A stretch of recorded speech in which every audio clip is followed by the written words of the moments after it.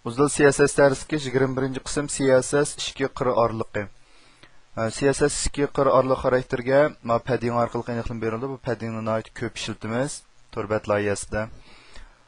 Uningga uzunlik birligi va persent qiymat berishga bo'ldi. Manfiy qiymat berishga bo'lmaydi.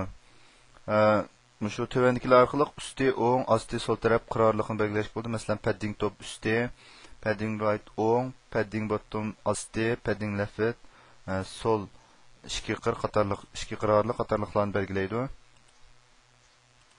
Buning amaliy misolini ko'rgan bo'lsak, masalan, ma'qul holatda padding 10px stepli qiymat bersak, buningki osti, usti, o'ng, sol qiymatlarining hammasining 10px ekanligini ifodalaydi. Va yoki ma'qul holatda manda 10px, manda 4 qiymatni bersak, bu masalda usti, o'ng, osti, sol yoki ama üstte asti o'ng sol deb mana ismimiz tutsak bo'ldi. Mush holatdagi qiymatni ifodalaydi.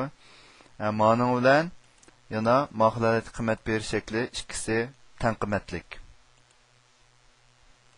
Aniki men misol qaraydigan bo'lsak, masalan, bu jadvalda bu asti, usti, o'ng solningki qirorliqi opma o'xshash. Buningki asli kodga qaraydigan bo'lsak, mana Xperma padding qismi 1.5 cm asti-üsti o'xshash qiymat berilgan.